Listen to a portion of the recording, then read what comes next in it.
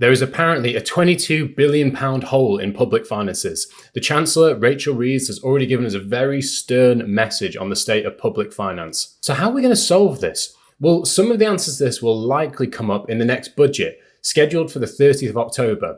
In fact, I think I've heard this best summed up as this. Well, I tell you what I think that is. I think she is relying on political amnesia, that people will forget in 4 years' time the tough decisions that were taken in the first few weeks. If you're going to do the stuff, do it all now. So in this video, I'm going to be going into some informed speculation about what we could see. Remember, this is just me guessing, never to be acted on. I'm also going to give you a probability assessment of my guesses now, and we can all laugh at me when I do my post-budget video in October about how wrong I was. So this is the current breakdown of UK tax receipts, and credit here to the excellent work from Dan Needle at Tax Policy Associates, and I've linked them in the description if you want to find out a bit more. Unsurprisingly, the largest slug is the 276 billion we get from income tax. Then followed by VAT and national insurance, that other tax that we don't think of as an income tax, despite the fact it's basically another income tax. Anyway, Labour has already come out and said that they are not going to raise taxes on working people. This means that Labour have ruled out increasing income tax, national insurance, VAT and corporation tax. So unless they completely backtrack, which I think is unlikely, it's fair we can probably rule these out. They've also committed to reforming business rates, so another increase there does seem slightly unlikely. Thing is, this is going to be the first budget from a Labour government with a substantial majority. For that reason, I think it is very likely it could be a budget of significant change, because they're probably going to want to get the bad news out of the way. So if we exclude the taxes that I've just mentioned, which are unlikely to increase unless they backtrack, we get a target of around 150 billion of potential taxes to tweak or change. So let's imagine that you're the Chancellor. This is the backdrop of where you're able to try and find that magical 22 billion. So let's go over some of the most likely targets and how probable I think they are. So the many faces of pension tax reform. And let's have a look at pension tax relief reform first. And Tax Policy Associates speculate changes to this, depending on what it is, could raise between 3 and 15 billion. So just for a bit of background, currently pension contributions are fully tax deductible with some important rules around the edges that I've mentioned in previous videos. Now, some have argued this is unfair, suggesting that flat rate relief, such as maybe 30%, or maybe even just limiting entirely to basic rate, could be a lot more equal. Tax Policy Associates estimate that if they move to 30% flat rate relief instead of granting higher rate at 40 or additional at 45, that could potentially save 3 billion. And if they went all the way to 20% relief only, that could be as high as 15 billion. The thing is, though, when making radical pension tax changes, introducing flat rate relief is much easier said than done, especially politically, because there are big knock-on impacts, such as with the public sector, who, spoiler alert, get very good pensions compared to the private sector. And I know I might be hearing people who work for the NHS saying 2015 scheme is way worse than the 1995 scheme, and you're right. But it still remains much better than people can generally get in the private sector, including myself. So if they change the tax relief position, then a huge chunk of potential savings to the Treasury for this pension tax relief raid would come from defined benefit schemes, the majority of which reside in the public sector. This, therefore, could potentially open up a blistering row with NHS staff or civil servants at a time when many public services are already stretched to breaking point, and they've just recently settled some pay disputes. They do, of course, also have to be really careful here, because as a nation, the big picture is we are chronically undersaving for the future in relation to retirement savings, as this data shows. Part of that, but not all of that, is that there is a natural suspicion with pension rules, and making a significant change to this is only going to reinforce that narrative. And also, somewhat selfishly, I also want to highlight another area which isn't really talked about, which is the intergenerational unfairness angle. Because if you do move to, say, 20%, this would potentially remove the relief that people could get at additional or higher rate relief. Whereas someone 20, 30 years ago would have benefited from a much more generous regime, allowing them to save more to benefit from those higher rates of tax relief. So across the additional backdrop for many people 40 and below, when they came into the workforce not far off the great financial crisis, we all know house price to income ratios are way higher than they used to be. as well as the fact that defined benefit schemes are generally not available for those in the private sector, apart from a small minority. So I'm basically going to bottle my first prediction. And the reason for this is I've realized there's a slight hole in my thinking, and credit to a really good IFS podcast that I listened to. I was originally going to give it a 20% likelihood of pension tax relief reform because of the issues around the public sector, and also it's really difficult to implement. However, what they could potentially do is make national insurance taxable. So at the moment, employers and employees don't pay national insurance on pension contributions and withdrawals. Some nuance around relief at source, but we'll skip over that. Anyway, in applying a taxation, even at a small rate, that could potentially put a lot of people, that could potentially raise a lot of revenue. The downside, obviously after the winter fuel allowance changes, that's quite a lot of issues on pensioners, and they do vote. So I'm going to give that a 50% probability, and we'll see what happens. So next up on pensions is changing the rules around death. And this is where Tax Policy Associates estimate would raise about 1 billion. So I have two answers here because there's some nuances. So currently with a defined contribution scheme, if you inherit a pension of someone who died before age 75, it can potentially come through completely tax-free, even if they left, say, £5 million. It's a bit of a quirk in the rules of the new lump sum death benefit allowances that they've introduced.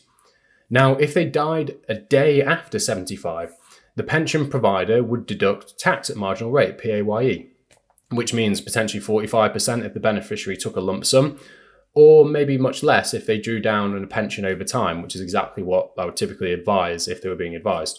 So the key thing I want to focus on is that pre-75 age. And I would admit this does seem to be a bit of a quirk in the rules that's developed over time. And I don't think it has a huge basis in sense or reality. I would argue maybe linking it to 67 would make more sense, because then you don't benefit from the state pension. And at the moment, if you die, you get very little from the state pension, or your family do. Now, Tax Policy Associates appear to say that just applying 40% inheritance tax could save about $1 billion. Again, all these figures are very highly speculative. So in my view, I'm going to give the pre-75 change an 85% probability. I think it's coming. I don't know if it's going to come at this budget, but I think it's likely to come at some point, because it is a bit of a loophole right now. And I think if it's set against the backdrop of needing 22 billion, it kind of sits within one of those rules that most people don't understand that they could potentially change. And I think that makes it an easy target for a chancellor wanting to raise money. I also often joke with clients sometimes and say, look, I kind of expect it to change, but let's be honest, you weren't really planning to die before age 75 for tax reasons, were you? So I don't think it'll be a huge deal if it got changed. Where I do think it would come up against much more challenge is if they tried to disrupt the entire pensions being outside the estate for inheritance tax setup. I think that just going into rules around how trusts work and bringing it all into an individual estate would be quite complicated from a legislative standpoint. So I can see them wanting to try and sidestep the legal minefield around that. Where I could see more success around death benefits in addition to the 75 rule change is maybe bringing in an effective maximum legacy that you could potentially leave to your heirs, as in to your kids or so forth on death. Some would say like a lifetime limit, or even an allowance perhaps. But hold on a second, this can make some sense. The key difference there, if there was some sort of death tax, so a single tax on death, instead of what we had with the lifetime allowance, which could incur taxes in your lifetime, such as at age 75, and also worked weirdly in conjunction sometimes with the annual allowance, which created these strange distortions where, for example, doctors would go to work and almost lose money in tax charges because they'd incur annual allowance charges and also potentially lifetime allowance charges. If it was just a death tax, it could be potentially a bit more palatable and a bit more perhaps in line with the Labour policy, because they'd be saying, look, whatever happens, we're not going to increase the taxes on your pension you pay over your lifetime, aka working people, as sometimes the lifetime allowance or annual allowance used to. But we say that at the end of the day, pensions aren't designed to create this massive intergenerational windfall. So if you do die and you haven't spent your pension, or it doesn't go to your spouse, we do expect to reclaim the unspent tax. So, maybe they'll put an amount of 800,000 or whatever. But I can see that being potentially a bit more palatable. You could also potentially make the case that pensioners actually spending these large pension pots in their lifetime might be good for the economy, because then they'll spend it and ideally in places, as opposed to holding on to it for legacy. So for all those reasons, I'm going to give making pensions totally inheritable 10%. I just don't think that's going to happen in my view. However, but at some point, an eventual pension death tax, I'm 50-50 on that. I'm going to give that a 50% probability. Okay, very final bit on pensions, I promise, but there's a few things to say here. Let's talk about the thing that everyone always talks about every time a budget comes along, which is tax-free cash. What they estimate is that this could raise, if they changed it or abolished it, it could raise 5.5 billion, so quite a large amount. So just to recap the rules, once you hit a certain age, you can withdraw 25% of your pension pot up to 268,275 as a tax-free lump sum. The argument for abolishing this is like tax relief, that most benefit goes to people on higher incomes. The thing is, if you reduce an element of retirement saving like this, it would be seriously unpopular. I mean, let's face it, my comments are already filled with people saying they don't trust pensions. If you ask the average person on the street to explain the benefit of pensions, most of them probably would think about tax-free cash. I also think we have to acknowledge that there'll be people who are 50, 54, who are relying on that money to, say, pay off a mortgage or do something massive in their life. Effectively, many people who have made plans, done nothing wrong but trust the rules in place. So I think a big change here would be brutally unfair and not a good look for a country who wants to promote long-term savings or investing in the UK through the pensions. And I'm going to come on to that in a second. If I was advising the government, I'd also highlight how inelegant a policy this would be, because tax-free cash has effectively already been reduced by 50%. Maybe not for you watching this if you're over, say, 55, but for me, almost certainly. Let me explain. So under the new lump sum allowance rules brought in after the abolition of the lifetime allowance, the tax-free cash is now limited to 268,275 as a number. And what does that mean? Well, that means that if they just stick with a number in, say, 20, 25 years, that value will likely nearly halved in real terms when you adjust for purchasing power. So what they could potentially do is just chill out and leave it. No negative headlines, no disincentive to save, and just wait for the time to pass. And that will effectively reduce the amount of tax-free cash people can take in real terms. For all those reasons, including being incredibly unpopular, it's my personal view this has a low probability of changing, unless the government just doesn't understand the rules and things like that, and that's always a bit of a concern. So I'm going to give tax-free cash changing a 20% probability of happening. I don't think it's going to happen, but who knows. One thing that, before I move on to pensions, sorry, I promised that I'd stop, is that I think there's a 90% probability that a lot of the rules around pension investing in the UK could potentially change. Now, I don't know how they're going to do this, whether it's putting their hand on the scales figuratively to allow private equity to pillage default funds, or maybe even putting tax relief rules in about how much needs to be invested in the UK. I think what's very clear is the government's done the maths, and they basically said there's a ton of money in pensions. We need money to invest in the UK. Therefore, this is what's going to happen. And that actually had cross-party support in not only with the Tories, but also Labour. So I think that's the direction of travel. Now, I did a video where I talked about my concerns on the proposal. Okay, so after pensions, next on the block is capital gains tax, so just go over the rules. You pay capital gains on most investments that aren't within an ISA or a pension. It's broadly taxed on what you sold it for minus what you acquired it for, and then there's a few rules around the middle. There's an exemption currently for each individual £3,000 per year.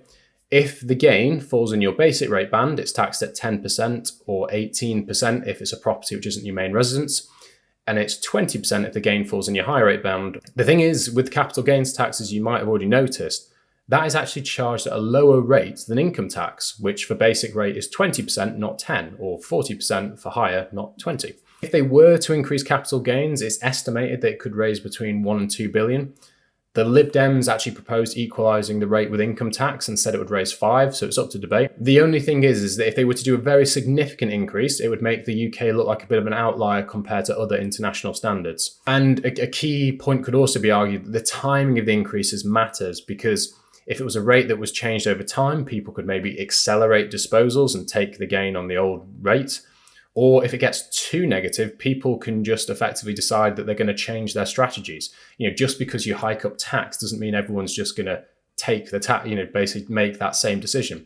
In the same way, if you were to abolish tax-free cash, That doesn't mean people are then suddenly going to be withdrawing huge lump sums from their pension. What they will probably do is be much more tactical about how they do it, because people generally don't like paying huge amounts of tax. I do, however, think some CGT increase at some point is about 80% probability. I think this is quite likely, especially with the mood and music around not taxing working people. It's also the type of policy that I can imagine a Labour government could implement. So next is some sort of council tax increase, which could raise anywhere from 1 to 5 billion, about depending on how it was applied. And to be honest, I do agree that I think it's pretty indefensible that an average property in Blackpool can pay more in council tax than a £100 million penthouse in Knightsbridge. An obvious answer is just to uncap council tax bands, so it bears more relation to the value of a property, either by adding more bands or may applying, say, 0.5% to a property of 2 million. Depending on how this is done, it could raise several billion. And I do agree with what Tax Policy Associates comment here. They're saying the argument seems quite compelling for a government, especially a Labour government. Now, Labour have promised not to change council tax bands, and that was in context of revaluation. But that doesn't mean they won't add more bands on top. This could be an easy one to change in light of course, the shocking news of the state of public finances. So for me, I'm going to give this, say, a 70% probability that some sort of council tax change will happen at some point. Now, there are lots of other ones that I'm not going to go over in this video around the edges. So for example, maybe changes to business asset disposal relief, increase to vehicle excise duty, capping tax relief on ISAs, which I can't see, but I think they could maybe drop the 20k subscription limit. Another thing that I think is really interesting about this graphic, which I really like, is you can see there's only 7 billion in inheritance tax, which clearly a lot of money. But compared to the tax take in other areas, it just goes to show how it's not actually a huge take overall. Does that mean I think it will go down or be abolished? No, I don't think so, not in this environment. But considering how hated inheritance tax is, it just goes to show that we don't actually get that much money from it. Now, inheritance tax is another stealth tax because the nil rate bands haven't been increased since 2008 to 2009, and they're not going to increase currently till 2028. So just for context about how bad that is, since 2008, the increase of retail price index, which is one method of calculating inflation, has been about 86.1%. So it's no surprise how receipts have started to climb, because basically more people are going to, of course, be dragged into that. In fact, I'm going to do an explainer on inheritance tax, and I'm not sure which order the video is going to be, but if it's already here, it'll be here, and if it's not, it'll be the next one. Now, for all those reasons, I think inheritance tax increases or going up, I think 20% probability. I think that's just smarter to continue as a stealth tax. So they're all my big calls on predictions, and we can all laugh at me in October when we realize how wrong I am. But what I've given, just to recap, the pension change to the pre-75 death loophole, I gave that a high probability. I'll put the number up here. Flat rate tax relief, I gave a relatively low probability, just mainly because of the public sector issues I think it could cause. A general pension death tax at some point, I gave a 50% probability. I thought that could happen at some point. Tax-free cash abolishment, I gave that a low probability for the reasons I've mentioned. CGT increase or capital gains increase of some type, I gave that a high probability. Some sort of council tax increase or additional bandings, I gave that quite a high probability. And an inheritance tax increase, I've given a low probability. So why don't you let me know in the comments, what do you think will increase? What do you think I'm way off with? Just remember, informed guesses. Oh, and if you want to know why I was so concerned about the pension investing setup, why don't you have a watch of this video? Let's see what happens on October the 30th. Thanks.